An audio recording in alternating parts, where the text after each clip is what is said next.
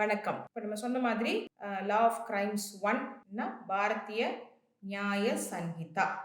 So இதில் தான் நம்ம என்ன பார்க்க போறோம். இப்போ இன்ட்ரடக்ஷன் டு கிரிமினல் லா அப்படிங்கிறத நம்ம என்ன பண்ண போறோம், இதில் டிஸ்கஸ் பண்ண போறோம். நம்ம என்னன்றதை பார்க்க போறோம்.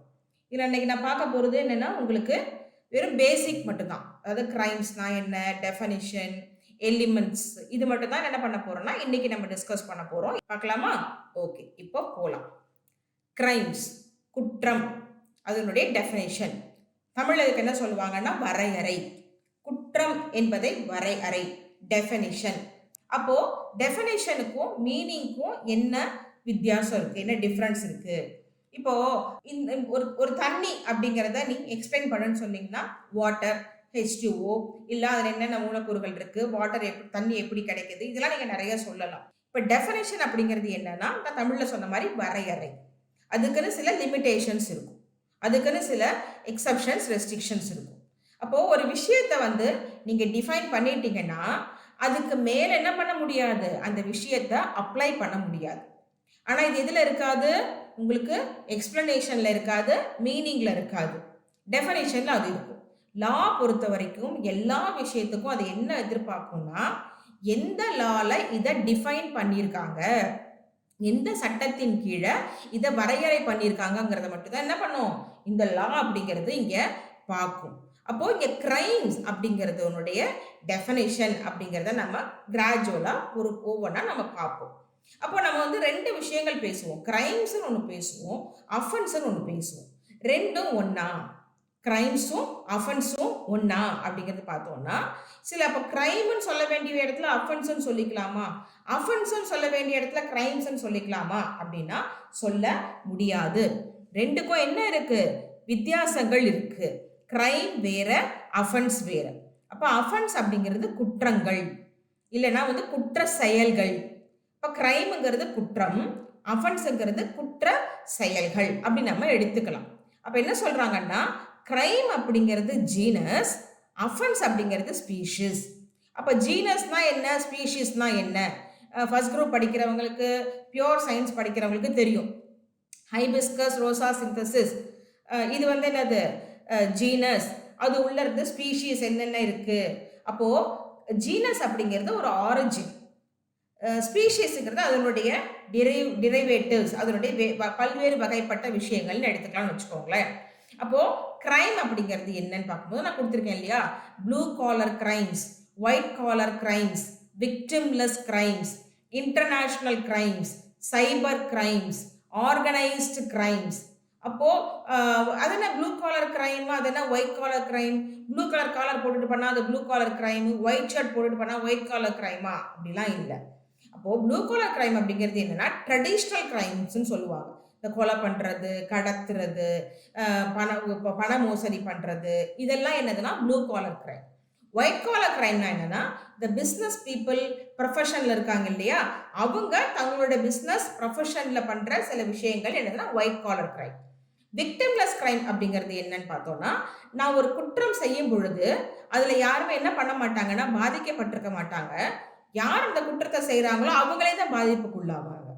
So for example, drug addiction எடுத்துக்கலாம்.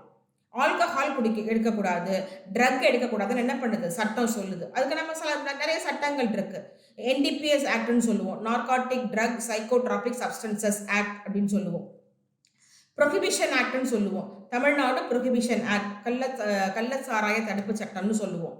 ஸோ அந்த மாதிரி சட்டங்கள் என்ன சொல்லுதுன்னா, 18 வயசுக்குள்ள இருக்கவங்க ஆல்கஹால் குடிக்கக்கூடாது, 18 வயசா இருந்தாலும் சரி, அதுக்கு மேலே இருந்தாலும் சரி என்ன பண்ணக்கூடாது, இந்த போதைப் பொருட்கள்லாம் எடுக்கக்கூடாது அப்படின்னு சொல்லிட்டு.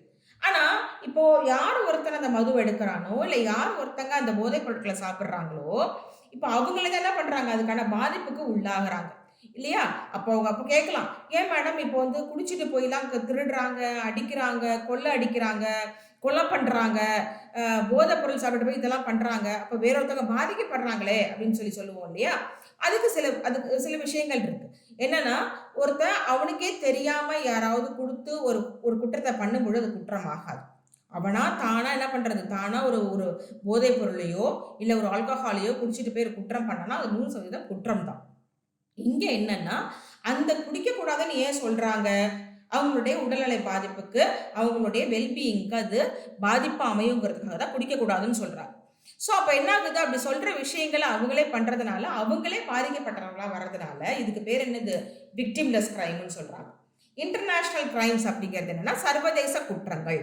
இப்போ நான் சொன்னேன் இல்லையா, 2000க்கு அப்புறம் நமக்கு வந்து இன்டர்நேஷனல் கிரிமினல் லா வந்துருச்சுன்னு சொல்லிட்டு.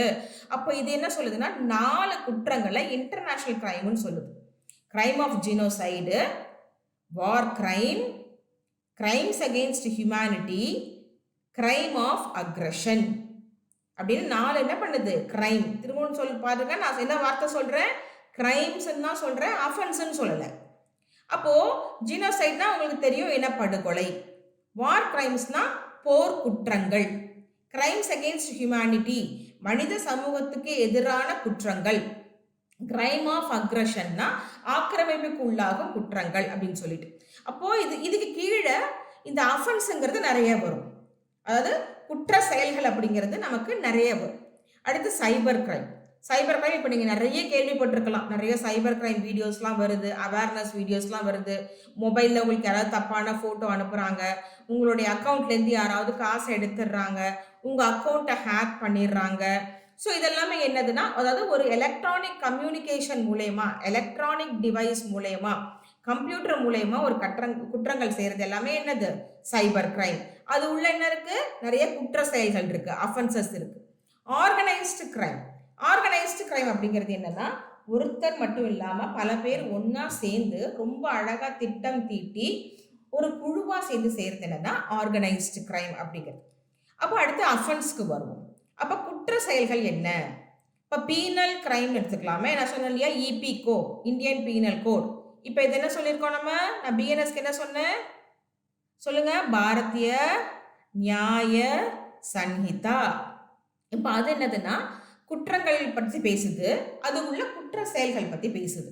அப்போ அதுக்கு எக்ஸாம்பிள் என்ன, மர்டர் கொலை பண்ணுறது, கிட்னாப்பிங் ஆள் கடத்தல், தெஃப்ட் திருட்டு இல்லைன்னா களவு, ரேப், அப்புறம் வந்து என்னதுன்னா இது ராபரி கூட்டுக்கொள்ளை, எக்ஸ்டார்ஷன் வழிப்பறி, டெக்காயிட்டி கூட்டுக்கொள்ளை. ராபரி வந்து கொள்ளை, டெக்காயிட்டி கூட்டுக்கொள்ளை. அதே மாதிரி மிஸ் அப்ரோப்ரியேஷன் பண மோசடி, நம்பிக்கை துரோகம், கிரிமினல் பிரீச் ஆஃப் ட்ரஸ்ட், குற்றமுறு நம்பிக்கை துரோகம். ஸோ இதெல்லாம் என்னன்னா அது உள்ள அதாவது தண்டிக்கப்படத்தக்க குற்ற செயல்கள்.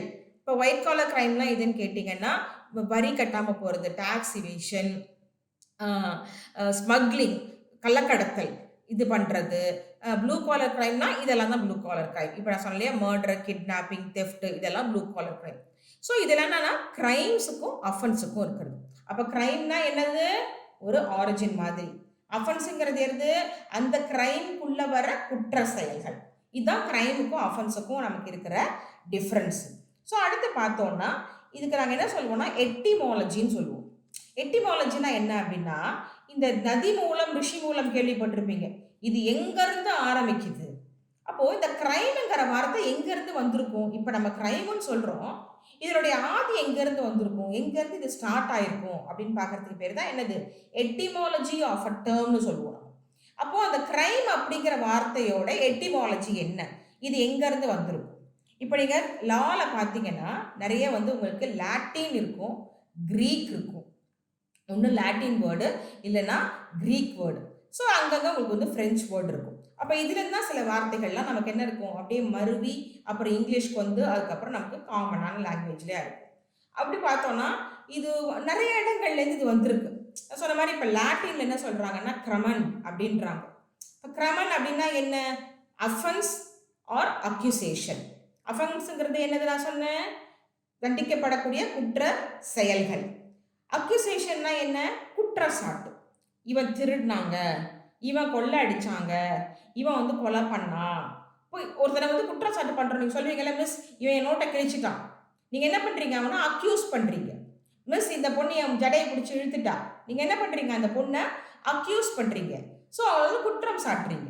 அப்போ என்ன பண்ணுறாங்க, கிரிமன் அப்படின்னா அஃபென்ஸு இல்லைன்னா அக்யூசேஷன் சொல்கிறாங்க. சில இடங்கள் என்ன பண்ணுறாங்கன்னா ஓல்டு ஃப்ரெஞ்சு. இப்போ நமக்கே பார்த்தீங்கன்னா செந்தமிழ் இருக்குது, இப்போ இல்லை வழக்கு மொழி தமிழ் இருக்குது. அந்த மாதிரி ஓல்டு ஃப்ரெஞ்சில் கிரம்னே அப்படிங்கிறாங்க. ஸோ க்ரம்னே நான் அது க்ரம்னேன்னு சொல்கிறேன், பட் ஃப்ரெஞ்சில் பாருங்கள் அதனுடைய ப்ரொனவுன்சியேஷன் வேறையாக இருக்கும். அப்போ அதுவும் என்னென்னா இந்த லாட்டின்லேருந்து வந்த ஒரு விஷயமா தான் இருக்குது. க்ரீக்கில் என்ன சொல்கிறாங்கன்னா க்ரிமோ.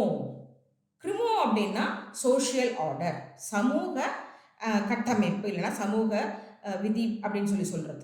அப்போது 13வது நூற்றாண்டில் தான் இங்கிலீஷில் என்ன வருது, இந்த வார்த்தை, இந்த கிரைம் அப்படிங்கிற வார்த்தை வருது. அதுக்கு என்ன சொல்கிறாங்கன்னா சின்ஃபுல்னஸ். தன்னுடைய சுய புத்தியை அப்ளை பண்ணி பேச ஆரம்பிக்கிறாங்களோ அப்போ என்ன ஆயிடுது, ஆட்டோமேட்டிக்காக சட்டம் தன்னுடைய முக்கியத்துவத்தை பெறுது. அப்போ இப்போ நம்ம லீகல் டெஃபினேஷன், டெக்னிக்கல் டெஃபினேஷன் சொல்லுவோம் நாங்கள் இதை. அப்போ இந்த டெக்னிக்கல் டெஃபினேஷனுக்கு வருவோம்.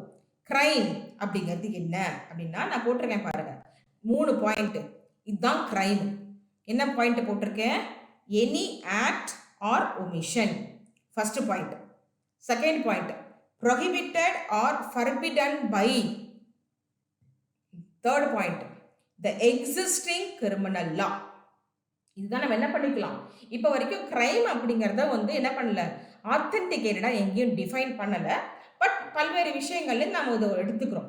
அப்போது எனி ஆக்ட் ஆர் ஒமிஷன் அப்படின்னா என்ன, ஏதோ ஒரு செயல் இல்லைன்னா ஏதாவது ஒரு செய்ய தவறிய செயல்.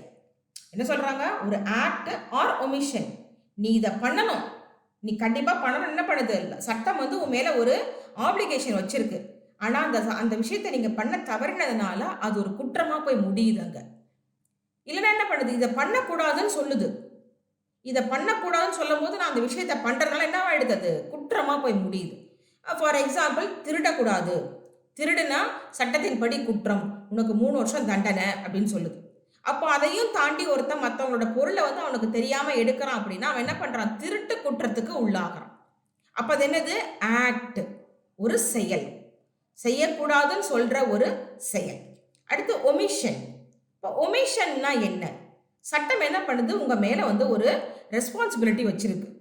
ரோட்டில் ரொம்ப ஸ்பீடாக வண்டி ஓட்டாத, பொறுமையாக பார்த்து கவனமாக வண்டி ஓட்டு, ஹெல்மெட் போட்டுட்டு போ அப்படின்னு சொல்லிட்டு என்ன பண்ணுது, சட்டம் உங்ககிட்ட எதிர்பார்க்குது.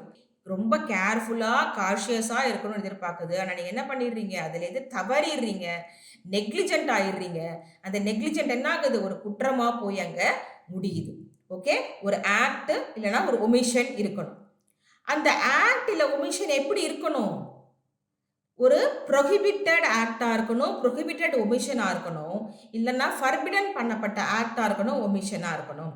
ப்ரொஹிபிஷன்னா என்னென்னா தவிர்க்கப்பட வேண்டிய, ஃபர்பிடன்னா தடை செய்யப்பட்ட, எதைப்படி, அப்போது திருடக்கூடாது அப்படிங்கிறது என்னது, தடை செய்யப்பட்ட ஒரு விஷயம்.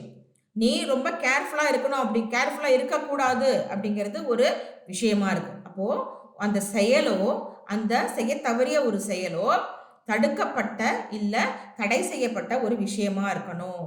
அந்த தடுக்கப்பட்டது எப்படி இருக்கணும், யார் சொல்லியிருக்கணும் செய்யக்கூடாது, இது செஞ்சா தப்புன்னு, பை த எக்ஸிஸ்டிங் கிரிமினல் லா.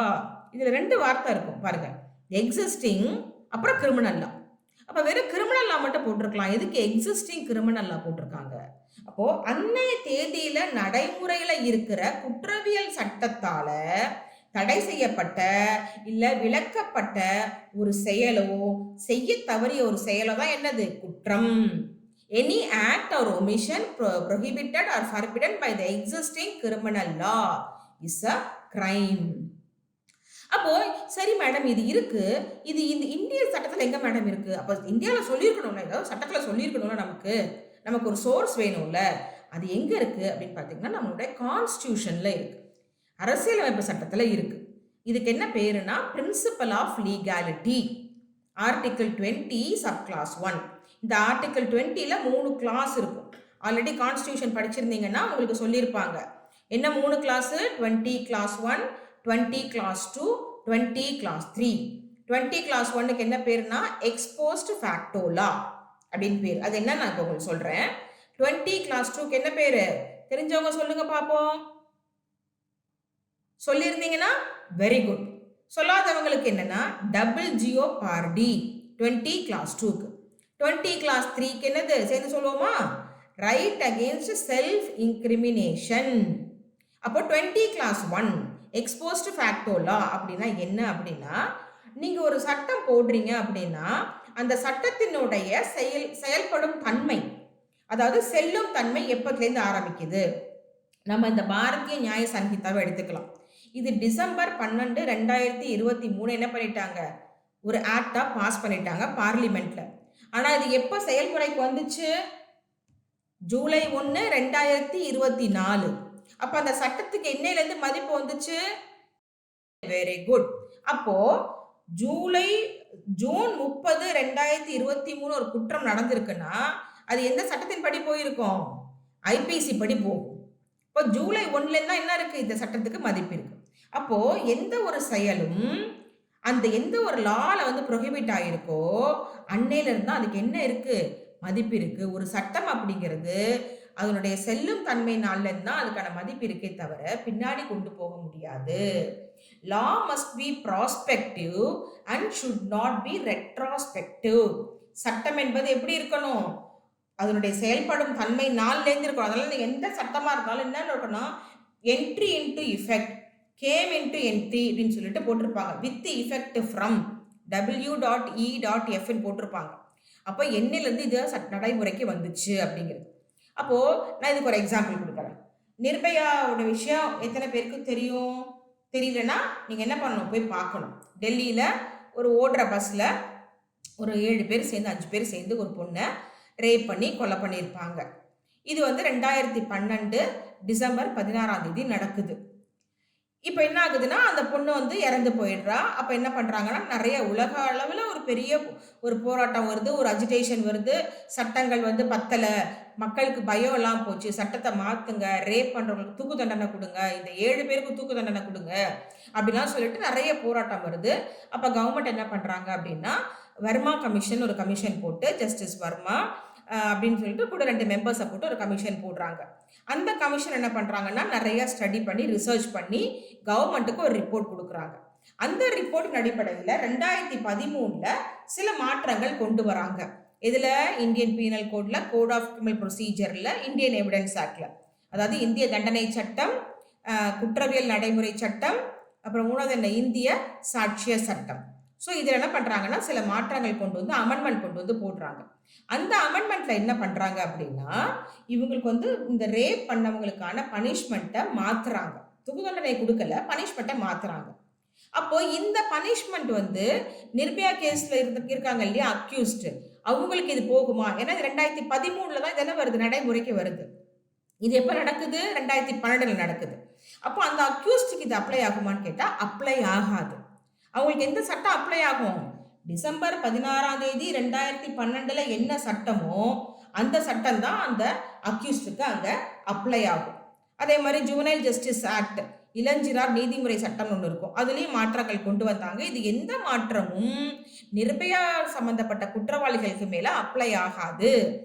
இந்த சட்டங்கள் எல்லாம் மாறுபாடு பட்டதே இவங்களால தான், ஆனால் அவங்களுக்கு மேலே என்ன ஆகாது, அப்ளை பண்ண முடியாது. அப்போ என்ன பண்ணுறாங்க, இதுக்கு பேர் தான் என்னது, exposed ஃபேக்டோ law. Law must be prospective and should not B retrospective அப்படிங்கிறது. இதுக்கு பேர் என்ன, பிரின்சிபல் ஆஃப் லீகாலிட்டி. அப்போ கேட்கலாம், மேடம் இப்போ இது ரொம்ப ஸ்ட்ரிக்டாக இருக்குமா அப்படின்னா சில இடங்களில் இதுக்கு ஒரு ஃப்ளெக்சிபிலிட்டி இருக்குது.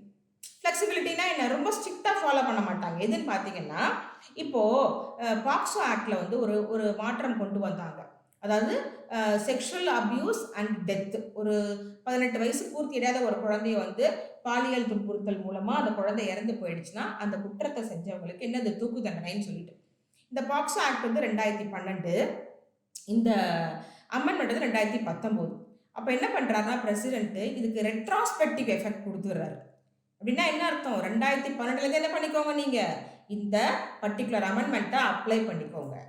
அப்போ என்ன சொல்கிறாங்கன்னா பொதுவாக general interest of the humanity, மனித சமூகத்துக்கு எல்லாம் வந்து இந்த மாற்றம் கொண்டு வந்தால் ஒரு நன்மை இருக்கும் அப்படின்னா என்ன பண்ணிக்கோ, நீ அதனுடைய ஒரிஜினல் ஆக்ட்லேருந்து போட்டுக்கோ அப்படின்னு சொல்கிறது. அப்போ இதெல்லாம் சில விஷயங்கள். அதுக்கு என்ன பேர்னா பிரின்சிபல் ஆஃப் சப்ஸ்டான்டிவ் ஜஸ்டிஸ். இந்த பிரின்சிபல் ஆஃப் லீகாலிட்டிக்கு எக்ஸம்ஷனாக இருக்கிறது என்னது, பிரின்சிபல் ஆஃப் சப்ஸ்டான்டிவ் ஜஸ்டிஸ் அப்படிங்கிறது. இப்போ பிரின்சிபல் ஆஃப் லீகாலிட்டி தான் என்னது, நம்மளுக்கு இந்த விஷயத்தை கொடுக்குது. இப்போ அடுத்து பார்த்தோம் அப்படின்னா types of offences. So types of offences அப்படிங்கிறது என்ன, குற்றத்தினுடைய வகைகள் என்ன? சிஆர்பிசி முதல்ல இருந்துச்சு, இப்ப என்ன ஆயிடுச்சு? அது பாரதிய நகரிக் சுரக்ஷா சன்ஹிதா அப்படின்னு மாறிடுச்சு. இப்ப அதுலதான் என்ன பண்றாங்கன்னா குற்றத்தினுடைய பல்வேறு பிரிவுகளை பத்தி சொல்றாங்க. இங்க நான் ரெட் கலர்ல கொடுத்திருப்பேன், அதெல்லாம் சிஆர்பிசி செக்ஷன்ஸ். இங்க பிஎன்எஸ்எஸ்ங்கிறது இப்போ நமக்கு புதுசா வந்த சட்டத்தினுடைய விஷயமா இருக்கும். சரியா? அப்போ இதுல என்ன பண்றாங்கன்னா நமக்கு டிஃபைன் பண்றாங்க. பெயிலபிள் அஃபென்ஸ்னா என்ன, நான் பெயிலபிள் அஃபென்ஸ்னா என்ன, காக்னிசபிள் அஃபென்ஸ்னா என்ன, நான் காக்னிசபிள் அஃபென்ஸ்னா என்ன, காம்பவுண்டபிள் அஃபென்ஸ்னா என்ன, நான் காம்பவுண்டபிள் அஃபென்ஸ்னா என்ன, வாரண்ட் சம்பந்தப்பட்ட கேசஸ் என்ன, சம்மன் சம்பந்தப்பட்ட கேசஸ் என்ன. அப்ப இதுதான் என்னன்னா பிராட் கிளாசிபிகேஷன் ஆஃப் அஃபென்சஸ்ன்னு சொல்லுவோம். இதுதான் வந்து முக்கியமான அஃபென்ஸ் சம்பந்தப்பட்ட பிரிவுகளா இருக்கும். அப்போ இதில் பெயிலபிள்னா என்ன, நான் பெயிலபிள்னா என்ன அப்படின்னு பார்த்தீங்கன்னா இதுக்கு நேரடியான ஒரு விளக்கம் அதில் இருக்காது. அவங்க என்ன சொல்லியிருப்பாங்கன்னா அது பிஎன்எஸ்எஸ்ஸாக இருந்தாலும் சரி, சிஆர்பிசி பழசாக இருந்தாலும் சரி, ஒரு ஸ்கெட்யூல் கொடுத்துருப்பாங்க. அந்த சிஆர்பிசி ஆக்டுக்கு இல்லை பிஎன்எஸ்எஸ் ஆக்டுக்கு பின்னாடி அதில் ஒரு டேப்லர் காலம் கொடுத்துருப்பாங்க. அந்த டேப்லர் காலத்தில் ஒரு பக்கம் வந்து ஃபுல்லாக நமக்கு இந்த பிஎன்எஸ் இல்லை ஐபிசி அஃபென்ஸாக இருக்கும், இன்னொரு பக்கம் அது பெயிலபிள் அஃபென்ஸா, நான் பெயிலபிள் அஃபென்ஸா, காக்னிசபிள் அஃபென்ஸா, நான் காக்னிசபிள் அஃபென்ஸா, காம்பவுண்டபிளா, நான் காம்பவுண்டபிளா அப்படின்னு கொடுத்துருப்பாங்க. ஆனால் பெயிலபிள் நான் பெயிலபிளுக்கு என்ன வித்தியாசம் அப்படின்னு பார்த்தபோது, பெயிலபிள்னா போலீஸ் ஸ்டேஷனுக்கே சில பவர் இருக்கு ஒருத்தங்களை பெயில ரிலீஸ் பண்றதுக்கு. அதாவது அவங்களுடைய ஓன் பாண்ட்ல ரிலீஸ் பண்ணுவாங்கன்னு நாங்கள் சொல்லுவோம். அது பெயிலபிள் அஃபென்ஸ். நான் பெயிலபிள்னா போலீஸ்க்கு அந்த பவர் இல்லை, கோர்ட்ல அப்ளிகேஷன் கொடுத்தா. நீங்க ஜாமீன் கேள்விப்பட்டிருப்பீங்கல்ல, ஜாமீன் கொடுத்துட்டாங்களாம், நியூஸ்லலாம் பார்த்துருப்பீங்க. சரியா? நம்ம சில விஷயங்கள்லாம் பேசும்போது நமக்கு சில சினிமா டைலாகு, சினிமா விஷயங்களே ஞாபகத்துக்கு வரும். அதெல்லாம் அப்படியே ஒதுக்கி வச்சிருங்க. இங்கே நமக்கு சட்டங்களை பற்றி பேசும்போது இதை மட்டும் நம்ம மனசுக்குள்ள வச்சு பேசுவோம். அப்போ அது வந்து அப்போ கோர்ட்ல தான் என்ன பண்ணணும், நம்ம பெட்டிஷன் போட்டு பெயில் ஜாமீன் கேட்கணும். அடுத்து காக்னிசபிள், நான் காக்னிசபிள், அதாவது பிடியாணை வேண்டும் குற்றங்கள், பிடியாணை வேண்டா குற்றங்கள் அப்படின்னு சொல்லுவாங்க. இப்போ காக்னிசபிள், நான் காக்னிசபிள் என்னன்னா அதுக்கும் லிஸ்ட் கொடுத்துருவாங்க. அதாவது என்ன அஃபென்ஸை அந்த டேப்லெட் காலத்தில் காக்னிசபிள்னு சொல்றாங்களோ அதெல்லாம் காக்னிசபிள். என்ன அஃபென்ஸை டேப்லெட் காலத்தில் நான் காக்னிசபிள் சொல்றாங்களோ அதெல்லாம் நான் காக்னிசபிள். அப்போ ப்ராக்டிக்கல் அதுக்கு என்ன மேடம் பெரிய டெஃபினேஷன் அப்படின்னு கேட்டிங்கன்னா, காக்னிசபிள் அஃபென்ஸ் அப்படிங்கிறது ஒரு குற்றம் நடந்திருக்கு அப்படின்னா போலீஸ் ஆஃபீஸர் என்ன பண்ண வேண்டியதில்லை, ஒரு வாரண்ட்டுக்கு வெயிட் பண்ண வேண்டியதில்லை. அரெஸ்ட் வாரண்ட்னு சொல்லுவோம்ல, அதுக்கு வெயிட் பண்ண வேண்டியதில்லை. நேராக போய் என்ன பண்ணலாம், அரெஸ்ட் வாரண்ட் இல்லாமையே என்ன பண்ணலாம், அரெஸ்ட் பண்ணலாம். காக்னிசபிளுக்கு. நான் காக்னிசபிளுக்கு மேஜிஸ்ட்ரேட் கிட்ட போயிட்டு அரெஸ்ட் வாரண்ட் வாங்கிட்டு தான் என்ன பண்ணணும், அவங்கள அரெஸ்ட் பண்ண முடியும். ஸோ இதுதான் bailable, non bail, cognizable, non cognizable. Compoundable and non காம்பவுண்டபிள்னா என்ன மேடம்? செக்ஷன் 359 ஆஃப் பிஎன்எஸ்எஸ், சிஆர்பிசியில் 320. அதாவது குற்ற வழக்குகளை சமரசமாக தீர்த்துக்க முடியுமா அப்படின்னா முடியாது. ஆனால் சட்டத்திலே சில விஷயங்களுக்கு என்ன பண்ணுறாங்கன்னா ஒரு விலக்கு கொடுக்குறாங்க. சரிப்பா, இந்த மாதிரியான குற்றங்கள் இருந்தால் நீங்கள் 2 பேரும் பேசி சமாதானம் ஆயிட்டீங்கன்னா கேஸ் என்ன பண்ணிக்கலாம், வித்ட்ரா பண்ணிக்கலாம் அப்படின்னு சொல்லிட்டு சில விலக்குகள் கொடுத்துருப்பாங்க. அப்போ எந்த குற்றத்துக்கெல்லாம் காம்பவுண்டபிள்னு சொல்லியிருக்காங்களோ என்ன பண்ணிக்கலாம், அதை நம்ம சமரசமாக கோர்ட்டுக்கு வெளியில் பேசி தீர்த்துக்கிட்டு கேஸை வாபஸ் வாங்கிடலாம். அது சில லிமிடெட் கேஸ் தான் இருக்கும், லிமிடெட் அஃபென்ஸ் மட்டும்தான் இருக்கும். அது எந்த செக்ஷனில் சொல்லியிருக்காங்கன்னா 359 ஆஃப் பிஎன்எஸ்எஸ். அடுத்து வாரண்ட் கேசஸ், சம்மன் கேசஸ் அப்படிங்கிறது ட்ரையல் கண்டக்ட் பண்ணுறது, வழக்கு விசாரணை. கோர்ட்டில் ட்ரையல் வந்துருச்சாப்பா, கேஸ் வந்துருச்சா, விசாரணைக்கு எடுத்துக்கிட்டாங்களா, சாட்சிகள்லாம் விசாரிச்சுட்டாங்களா அப்படின்னு சொல்கிறோம்ல, அதுக்கு பேர் ட்ரையல். அப்போ அதில் வாரண்ட் ட்ரையல்னு இருக்கும், சம்மன்ஸ் கேசஸ்ன்னு இருக்கும். ஸோ இது வந்து warrant cases and summons cases. அது எந்த செக்ஷனில் சொல்லியிருக்காங்க, செக்ஷன் 2 சப்செக்ஷன் எக்ஸ், இதுக்கு வாரண்ட் கேஸுக்கு. செக்ஷன் 2 சப்செக்ஷன் ஜெட், இதுக்கு சம்மன் கேசஸ். இது பழைய சிஆர்பிசியில் டபிள்யூலையும் எக்ஸ்லையும் இவங்க சொல்லியிருப்பாங்க. ஓகே, ஸோ அப்போ இதுதான் என்ன நமக்கு அப்படின்னும் போது summons and warrant cases or warrant or summon cases. இதுதான் என்னது, டைப்ஸ் ஆஃப் அஃபென்சஸ். எத்தனை டைப்பு, 4 டைப்பு. ஓகே, இப்போ நம்ம எலிமெண்ட்ஸ் ஆஃப் கிரைம் அதுக்குள்ள நுழையிறோம். எலிமெண்ட்ஸ் ஆஃப் கிரைம்னா என்னன்னா, ஒரு குற்றம் இருக்குன்னா அதுக்கு சில காம்பனன்ட்ஸ் தேவை. இப்போ ரசம் வைக்க சொல்றாங்க, ரசத்துக்கு என்னென்ன வேணும், புளி வேணும், தக்காளி வேணும், கருவேப்பிலை கொத்தமல்லி வேணும், மிளகு சீரகம் வேணும், உப்பு வேணும், மஞ்சத்தூள் வேணும், பெருங்காயத்தூள் வேணும். அப்போ இதெல்லாம் ஒன்றா சேர்த்து தான் நம்ம கடைசியில் என்ன வரும், ரசம் அப்படின்ற ஒரு விஷயம் கிடைக்கும். அந்த மாதிரி குற்றம் அப்படிங்கிறதோடைய இன்கிரிடியன்ட் என்ன அப்படிங்கிறது தான் என்னது, எலிமெண்ட்ஸ் ஆஃப் கிரைம். ஒரு குற்றத்துக்கு 2 விஷயம் இருக்கணும். Men's Riya, actors reus. Men's Riya அப்படிங்கிறது என்னதுன்னா மென்டல் எலிமெண்ட். ஆக்டர்ஸ் ரியஸ் அப்படிங்கிறது என்ன அப்படின்னா மெட்டீரியல் எலிமெண்ட் இல்லைன்னா ஆக்ஷன். அப்போ ஒருத்தனுக்கு வந்து ஒரு குற்றம் பண்ணணும் அப்படின்ற குற்ற எண்ணம் இருக்கணும். அந்த குற்ற எண்ணத்தை என்ன பண்ணணும், எக்ஸிக்யூட் பண்ணணும். அப்பதான் என்னவா முடியும், அது ஒரு கிரைமா முடியும். இவன் ரொம்ப தொல்லை பண்றான், இவனை என்னைக்காச்சும் போட்டு தள்ளிடணும் அப்படின்னு நினைச்சிட்டு போய் ஒரு பென்சில் எடுத்து குத்திடுறது. இந்த பொண்ணு அழகா டெய்லி பூ வச்சுட்டு வரா, ஒரு நாளைக்கு இந்த பொண்ணு ஏதாச்சும் பண்ணி விட்டுறணும் அப்படின்னு சொல்லிட்டு போய் அந்த பொண்ணு நோட்டில் பிடிச்சி கிறுக்கி விட்டுடுறது. அப்போ குற்ற எண்ணமும் இருக்கு, குற்ற செயலும் இருக்கு. இது 2ம் சேர்ந்தாதான் என்னது, அது அது ஒரு கிரைமா முடியும். மென்ஸ்ரியாங்கிறது என்ன, நம்மளுடைய மென்டல் எலிமெண்ட், நம்மளுடைய குற்ற எண்ணம். ஆக்டர்ஸ் ரியஸ்ங்கிறது என்ன, அந்த குற்ற எண்ணத்தை செயல்படுத்துதல். இதுக்கு தான் என்ன முடியும், கிரைம் அப்படிங்க நமக்கு முடியும். சரி மேடம், இது எங்க சட்டத்தில் சொல்லியிருக்காங்க? இப்போ இதில் பார்த்தீங்கன்னா 2 படம் இருக்கும். ஒன்று வெளிச்சமாக இருக்கும், ஒரு கிரே ஏரியாவாக இருக்கும். இதில் இன்டென்ஷனுங்கிறது என்னது, நான் மனசுக்குள்ளே என்ன நினைக்கிறேன் அப்படிங்கிறது உங்களுக்கு தெரியுமா? இப்போ இந்த வீடியோ பார்த்துட்டு இருப்பீங்க, உங்கள் மனசுக்குள்ளே என்ன ஓடுங்கிறது எனக்கு தெரியுமா? தெரியாது. இந்த வீடியோ ரெக்கார்ட் பண்ணும் பொழுது என் மனசுக்குள்ளே என்ன இருந்துச்சுன்னு உங்களுக்கு தெரியுமா? தெரியாது. அதனால ஒரு கிரே ஏரியா. ஆனால் அதனுடைய வெளிப்பாடு என்னது இருக்கு, எல்லாருக்கும் தெரிகிற மாதிரி இருக்கு. ஆக்டர்ஸ் ரியஸ் செயல் அண்ட் மென்ஸ் ரியா குற்ற எண்ணம் constitute a crime, the physical and mental elements of crime. அப்போ குற்ற எண்ணத்தோட ஒருத்தருக்கு நம்ம ஒரு விஷயம் ஒரு குற்ற செயலை செய்யும் பொழுது அது ஒரு குற்றமா இருக்கணும். அப்போ நீங்க ஒருத்தரை வந்து குற்றவாளின்னு சொல்லணும்னா அவர் செஞ்ச செயல்ல 2மே இருக்கணும். என்ன இருக்கணும், மென்ஸ்ரியாவும் இருக்கணும், ஆக்டர்ஸ் ரியஸும் இருக்கணும். அப்படி இருந்தா மட்டும்தான் என்ன வரும், அவரு குற்றவாளி அப்படிங்கிறது நமக்கு அங்க வரும். அப்போ இதனுடைய விஷயங்கள்னா என்ன, இதனுடைய உள்ளர்த்தம் என்ன அப்படின்னு பார்க்கும் பொழுது அடுத்து ஒரு கொஸ்டின் வரும். சரி மேடம், அப்படி பார்த்தா உலகத்துல எல்லாரும் தானே குற்றவாளி. ஏதாவது ஒரு வேலையில இவங்களுக்கு இது பண்ணணும், இவங்களுக்கு அது பண்ணணும், என் சொந்தக்காரன் என்ன ரொம்ப டார்ச்சர் பண்றான், ஒரு நாளைக்கு அவனை எங்காச்சும் போகும்பொழுது குச்சி எடுத்து அடிச்சிடணும், இந்த டீச்சர் டெய்லி நம்ம கிட்ட வந்து ஹோம்ஒர்க் இது பண்றாங்க, ஒரு நாளைக்கு அவங்க 2 வீலரை காத்திறக்கி விட்டுறணும், இந்த பையன் ரொம்ப டிஸ்டர்ப் பண்றான். அப்போ உலகத்துல இருக்கிற எல்லா மனுஷனுக்கும் ஏதாவது ஒரு நேரத்துல யாருக்காவது ஏதாச்சும் ஒன்று பண்ணணும்னு தோணும். அப்ப எல்லாரும் தானே குற்றவாளி, எல்லாத்தையும் பிடிச்சி ஜெயில போட முடியுமா அப்படின்னா அந்த இன்டென்ஷன் மட்டும் என்ன கிடையாது, தண்டிக்கப்படக்கூடிய செயலா அது அமையாது. அதனுடைய அந்த இன்டென்ஷனை பண்ணணும், நீங்க செயல்படுத்தணும்.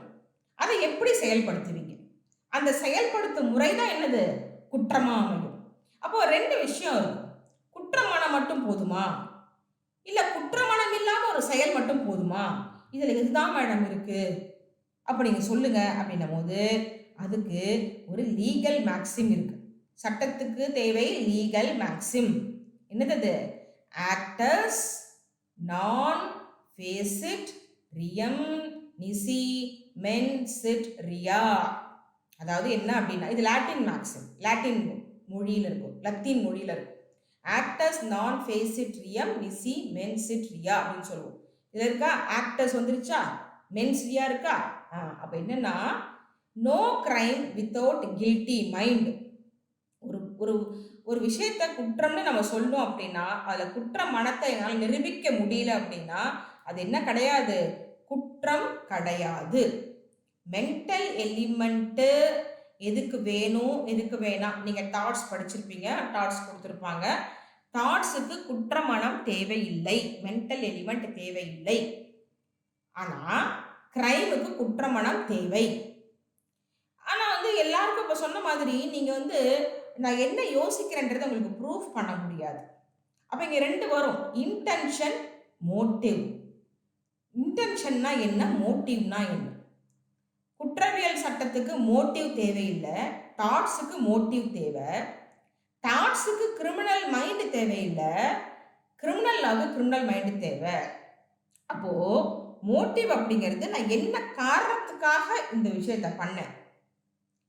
இன்டென்ஷன் அப்படிங்கிறது அந்த காரணத்தை எப்படி நான் செயல்முறைப்படுத்துறதுக்கு யோசிச்சேன்.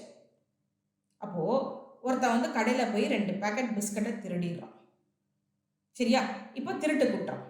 அவன் என்ன சொல்றான், இல்லைங்க வர்ற வழியில் ஒரு அம்மா வந்து 2 குழந்தைங்களை வச்சுட்டு ரொம்ப கஷ்டப்பட்டுட்டு இருந்தாங்க, என்கிட்ட அவங்களுக்கு செலவு பண்ணுறதுக்கு காசு இல்லை, அதனால இங்கேருந்து எடுத்துகிட்டு போய் அந்த அம்மா கொடுக்கலான்னு நான் எடுத்தேன்.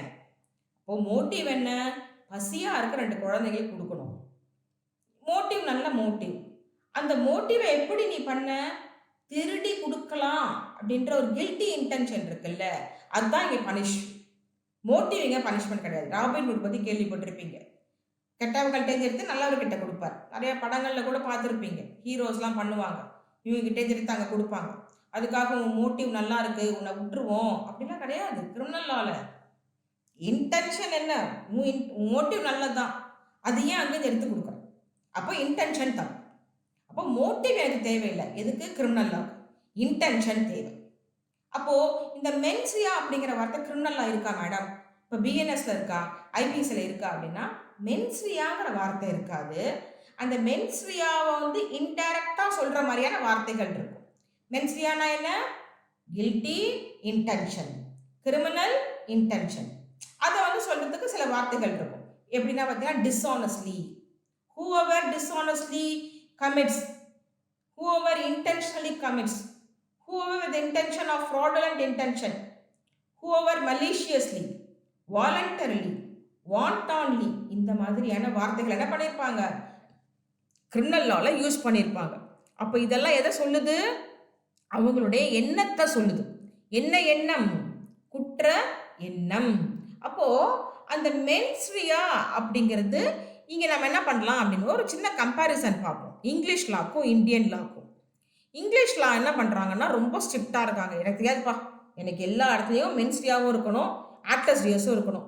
ஒரு இடத்துல மென்ஸ்ரியா இல்லையா, நான் உன்னை ரிலீஸ் பண்ணிடுறேன், நீ போ, விட்டுருவேன். ஆனால் இந்தியன் லா அப்படி கிடையாது. சில இடங்களில் இன்டென்ஷன் இல்லாமல், குற்றமனம் இல்லாமல் செயல் பண்ணாலும் என்ன பண்ணுது, செயல்பட்டாலும் ஐபிசி பிஎன்எஸ் அவங்கள தண்டிக்குது. சில இடங்களில் குற்ற எண்ணம் மட்டும் இருக்கு, ஆனால் நான் போய் அதை கமிட் பண்ணலை, அதை எக்ஸிக்யூட் பண்ணல, இருந்தாலும் அதை என்ன பண்ணுது, தண்டிக்குது. அப்போது இங்கிலீஷில் வந்து அந்த ஆக்டர்ஸ் நான் ஃபேசிட்ரியம் நிசி மென்சிட்ரியா ஒரு இது சொன்னேன்ல, லீகல் மேக்ஸிம் சொன்னேன் இல்லையா, இந்த மேக்ஸிமம் இதில் ரொம்ப ஸ்ட்ராங்காக இருக்காங்க இங்கிலீஷில். ஆனால் இந்தியன் லா, இந்தியன் கிரிமினல் ஜஸ்டிஸ் சிஸ்டம் என்ன, அதில் அந்த அளவுக்கு ஸ்ட்ராங் இல்லை.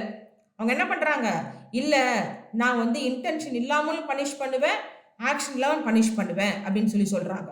அப்போ அந்த இங்கிலீஷ் லாக்கு என்னன்னா இந்த ஒரு 3 முக்கியமான case, R versus Prince, R versus Tolson, Dudley Stevenson அப்படின்னு சொல்லுவோம். இப்போ இதில் வந்து 3 இருக்கும். மிஸ்டேக், எனக்கு தெரியலங்க, நான் அப்படின்னு நினச்சி பண்ணிட்டேன், இந்த பொண்ணை பார்க்குறதுக்கு 18 வயசுக்கு மேலே இருந்த மாதிரி இருந்துச்சு, அதனால நான் வந்து அந்த பொண்ணை கூட்டிகிட்டு போய் கல்யாணம் பண்ணுறதுக்காக கூட்டிகிட்டு போயிட்டாங்க, எனக்கு தெரியாது இந்த பொண்ணு 18 வயசு கீழே அப்படின்னு, நான் மிஸ்டேக் ஆகிட்டேன். அதை என்ன பண்ணல, கோர்ட்டு ஒத்துக்காது. உனக்கு இன்டென்ஷன் இருக்குது, தூக்கிட்டு போகிறதுக்கு இன்டென்ஷன் இருக்குது, நீ லையபிள் தான். இந்த டால்சன் அப்படிங்கிற கேஸ் என்னென்னா, ஹஸ்பண்ட் அண்ட் ஒய்ஃப் கல்யாணம் ஆகிட்டு இருக்கிறாங்க, திடீர்னு ஹஸ்பண்ட் காணா போயிடுறாரு. சட்டத்தின்படி 7 வருஷம் வரைக்கும் ஒரு மனிதன் இல்லை இங்கே நான் மனிதன் சொல்கிறது ஆண் பால் பெண் பால் ரெண்டும் தான், சரியா? அப்போ ஒரு மனிதன் வந்து 7 வருஷம் வரைக்கும் எங்கே இருக்கான்னு தெரியல. அவங்ககிட்ட ஒரு ஃபோன் இல்லை, ஒரு லெட்டர் இல்லை, ஒரு மெசேஜ் இல்லை, யாரும் வந்து நாங்கள் பார்த்தங்க இங்கே பார்த்தங்கன்னு சொல்லலை. ஆனால் நிறைய தேடுறாங்க, நிறைய எஃபர்ட் எடுத்து தேடியும் 7 வருஷம் வரைக்கும் ஒரு மனுஷனை வந்து தெரியல, காணோன்னு சொல்லிட்டாங்கன்னா சட்டத்தின்படி அவன் இறந்தவனாக கருதப்படுவான். அவங்க என்ன பண்ணுறாங்க, இப்போ டால்சன் வந்து திடீர்னு காணாமல் போய்ட்றாரு. அந்த அம்மா என்ன பண்ணுறாங்க, நிறைய ஸ்டெப் எடுக்கிறாங்க கண்டுபிடிக்கிறதுக்கு, கண்டுபிடிக்க முடியல. 7 வருஷத்துக்கு அப்புறம் அந்த அம்மா இன்னொரு கல்யாணம் பண்ணிக்கிறாங்க. அதுக்கப்புறம் திடீர்னு வந்துடுறாரு. வந்துட்டு இந்த அம்மா மேலே என்ன பண்ணுறாரு, 2வது கல்யாணம் பண்ணிக்கிட்டாங்கன்னு கேஸ் போடுறாரு.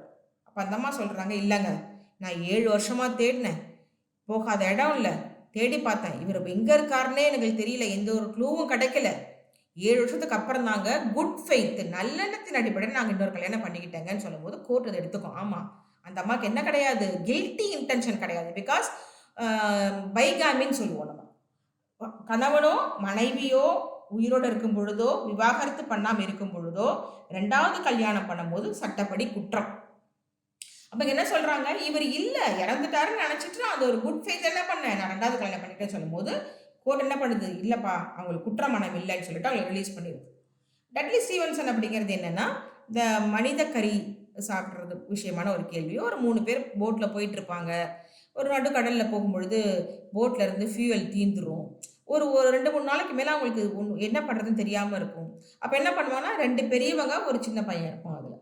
அப்போ அந்த 2 பெரியவங்க என்ன பண்ணுவாங்கன்னா முடிவு பண்ணுவாங்க, சரிப்பா நமக்கு ஒரு ஹெல்ப் கிடைக்கிற வரைக்கும் இந்த பையனை என்ன பண்ணலாம், சாகடிச்சு அவனை சாப்பிட்டு நம்ம உயிர் வாழலாம் அப்படின்னு சொல்லிட்டு முடிவெடுத்து அந்த பையனை கொன்றுவாங்க. ஆனால் சாப்பிட முடியாது. அதுக்குள்ளே ஒரு ஹெல்ப் கிடச்சிரும், பெரிய கப்பல் வரும். அந்த கப்பலுக்கு இவங்களை மாற்றுவாங்க. அங்கே போய் ஒருத்தர் சொல்லுவார், இந்த மாதிரி நாங்கள் முடிவு பண்ணோம், நல்ல வேளை நீங்கள் காப்பாற்றிட்டீங்க, இல்லைன்னா நாங்கள் அந்த பையனை சாப்பிட்ருப்போம் அப்படின்னும் போது அவர் இவங்க மேலே கேஸ் போட்டுருவார். அப்போ அவங்க என்ன சொல்லுவாங்கன்னா, இல்லைங்க நாங்கள் வேணும்லாம் பண்ணலை, எங்களுக்கு அது மாதிரி நெசசிட்டி. அப்போ 3 பேர் செத்து போகிறதுக்கு ஒருத்தர் பண்ணலான்னு சொல்லிட்டு நாங்கள் முடிவெடுத்தோம் அப்படின்னு சொல்லும்போது கோர்ட்டு சில கேள்விகள்லாம் கேட்கும். ஏன் உங்கள் 2 பேரில் ஒருத்தரை கொல்ல வேண்டியதானே, ஏன் அந்த சின்ன பையனை கொன்னீங்க, ஏன் இது மாதிரிலாம் பண்ணீங்கன்னு சொல்லிட்டு அவங்களோட ஒத்துக்காது. அப்போ இது எதுக்காக சொல்கிறேன் அப்படின்னா, இங்கிலீஷ் லா அப்படிங்கிறது என்னது, இன்டென்ஷன் முக்கியம் இல்லை, இன்டென்ஷன் முக்கியம் அப்படின்னு எதிர்பார்க்கும். ஆனால் இந்தியன் லா என்ன பண்ணாது, இன்டென்ஷனுக்கு அவ்வளோ முக்கியத்துவம் கொடுக்கறதுக்கு யோசிக்காது. இன்டென்ஷன் இல்லாமல் என்ன பண்ணும், இந்தியன் கிரிமினல் லா தண்டிக்கும். அதுக்கு எக்ஸாம்பிள் இருக்கு, 3 சொல்லுவோம் நாங்கள்.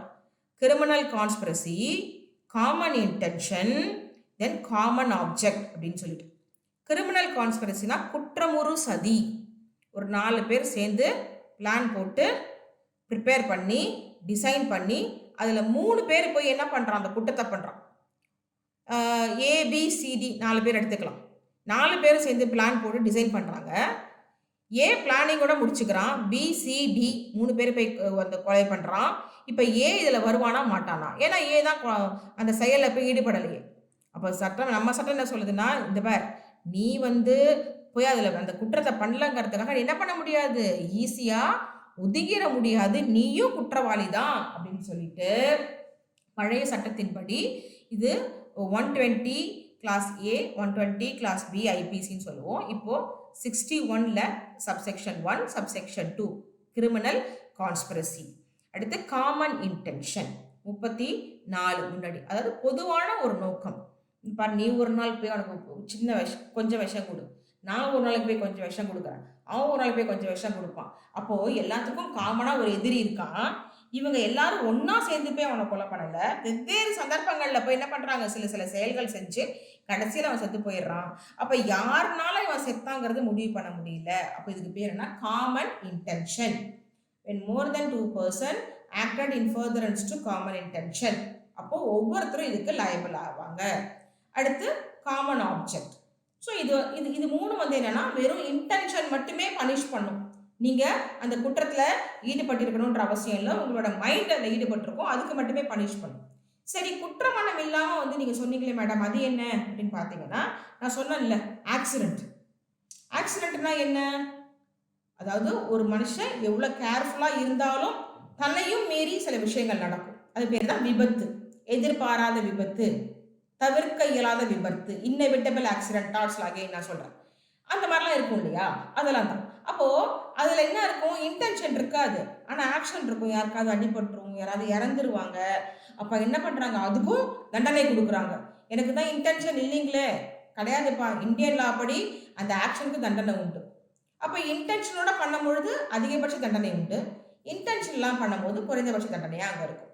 அப்போது இதெல்லாம் தான் என்ன அப்படின்னும் பொழுது எல்லா இடங்கள்லையுமே எல்லா குற்றங்கள்லையுமே ரெண்டுமே இருக்கும். அடுத்து நம்ம டெஃபினேஷன்லாம் போகும்போது பார்த்தோன்னா நமக்கு தெரியும், இன்டென்ஷனும் இருக்கும், ஆக்ஷனும் இருக்கும். சில இடங்களில் இன்டென்ஷனுக்கு மட்டும் நம்ம பனிஷ் பண்ணுறோம், சில இடங்களில் ஆக்ஷனுக்கு மட்டும் பனிஷ் பண்ணுறோம்.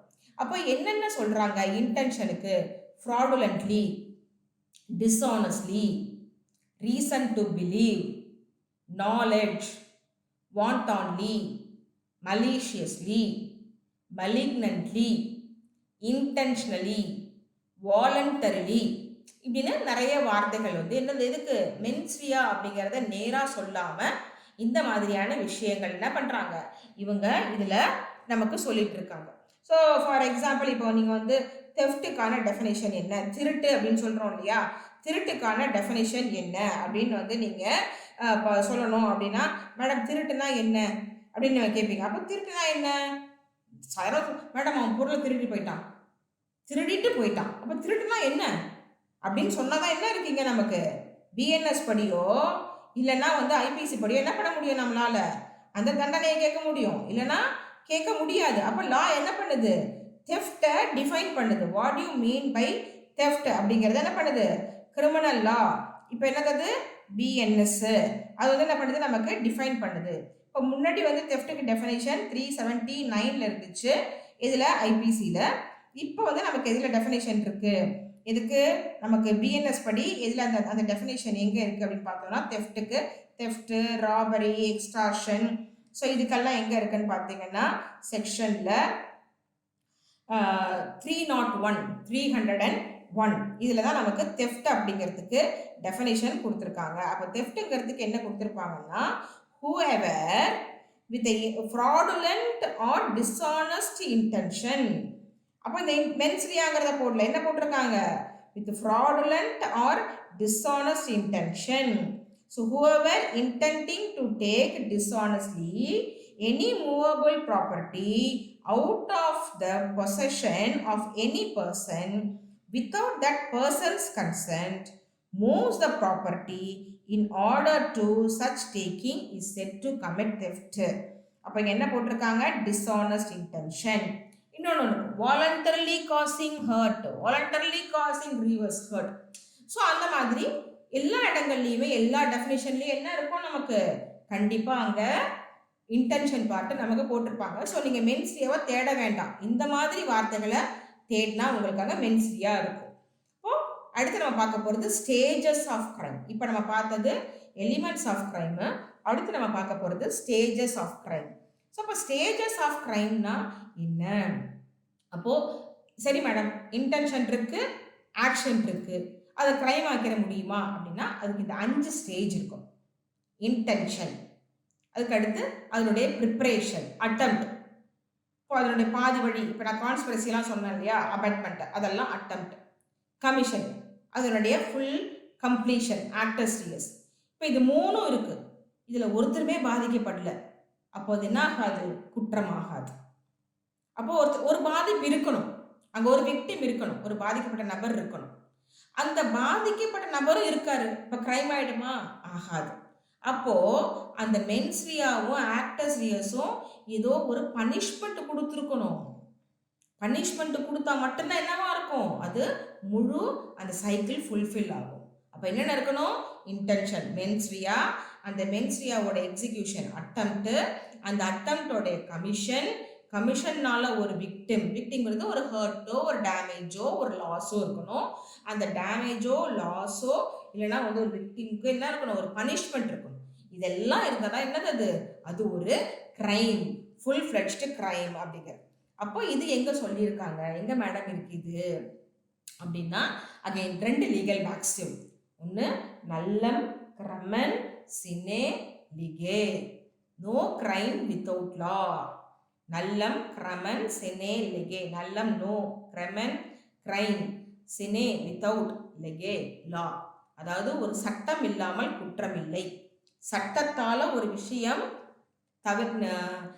ப்ரொஹிபிட் பண்ணப்பட்டிருக்கு அப்படின்னா மட்டும்தான் குற்றம், அப்படி இல்லைன்னா அது குற்றம் கிடையாது.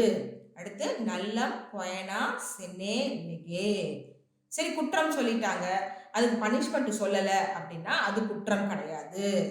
No punishment unless prescribed by law, moral value, அதுக்கு குற்ற சட்டத்தில் இடம் கிடையாது.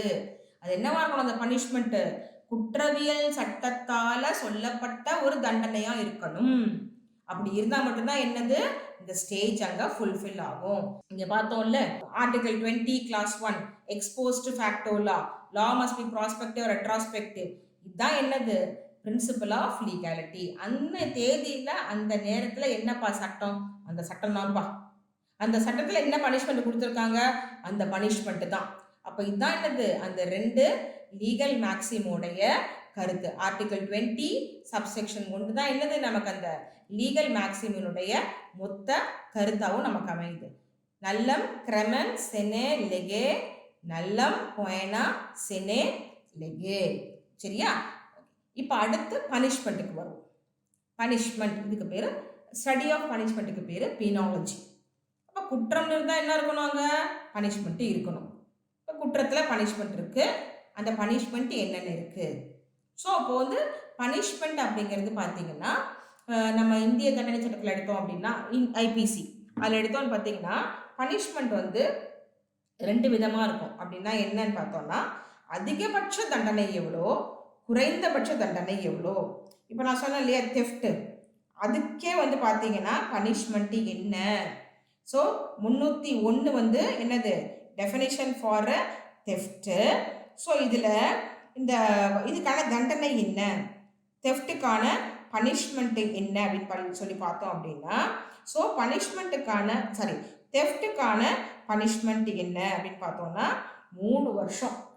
shall be punishable with the imprisonment which may extend up to 3 years. இப்போ 3 வருஷம் வரைக்கும் என்ன பண்ணலாம், குற்றம் செஞ்சவங்கள, என்ன குற்றம், திருட்டு குற்றம் செஞ்சவங்கள என்ன பண்ணலாம், நம்ம தண்டிக்கிறதுக்கு சட்டம் அங்கே சொல்லுது. அது என்ன madam, punishable for an imprisonment shall extend to 3 years அப்படிங்கிறது என்ன. அப்போ அதிகபட்சம் 3 வருஷம், குறைந்தபட்சம் என்ன, whoever commit theft shall be punished with imprisonment of either description for a term which may extend to 3 years or with fine or with both அப்படின்னு போட்டிருக்காங்க. ஒன்று 3 வருஷம் வரைக்கும் தண்டனை கொடுக்கலாம், இல்லை ஃபைன் அபராதம் விதிக்கலாம், இல்லை 2ம் இருக்கலாம், சிறை தண்டனையும் கொடுத்து அபராதமும் இருக்கலாம். அப்போ குறைந்தபட்சம் எவ்வளோ மேடம் அப்படின்னா அந்த குறைந்தபட்சங்கிறது அந்த நீதிமன்றத்தினுடைய அதிகாரம். அப்போது 1 நாள் கொடுக்கலாமா அப்படின்னு சொன்னால் கிடையாது. அப்போ என்ன பொருளை திருடி இருக்கான், இப்போது 10 லட்ச ரூபாய் மதிப்புள்ள ஒரு நெக்லஸ் திருடினவனையும் ஒரு 5000 ரூபாய் திருடினவனையும் 2 பேரையும் ஒரே மாதிரி ட்ரீட் பண்ண முடியுமா? உனக்கு 3 வருஷம்ப்பா, உனக்கும் 3 வருஷம்.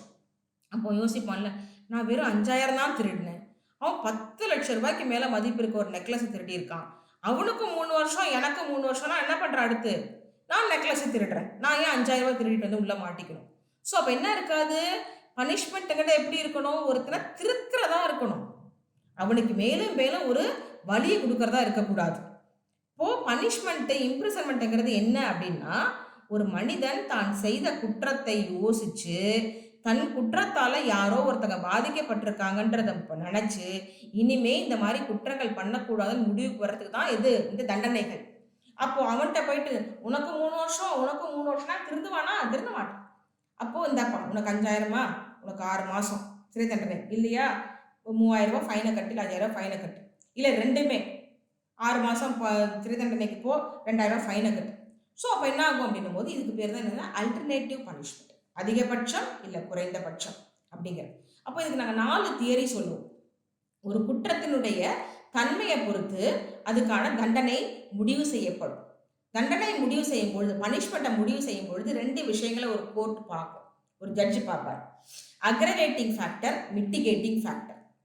அக்ரவேட்டிங் ஃபேக்டர்னா என்னன்னா, இந்த குற்ற செயல் இந்த கேஸில் அதிகபட்ச தண்டனை கொடுக்கறதுக்கான சாத்தியக்கூறுகள் இருக்கா. இப்போ 10 லட்ச ரூபா திருடி இருக்கான், இவனை நம்பி கொடுத்துட்டு போன காசு, இவன் நம்பிக்கை வச்சு கொடுத்துட்டு போன காசு, அப்போது இவனுடைய அந்த தாக்கம் என்னவா இருக்கு.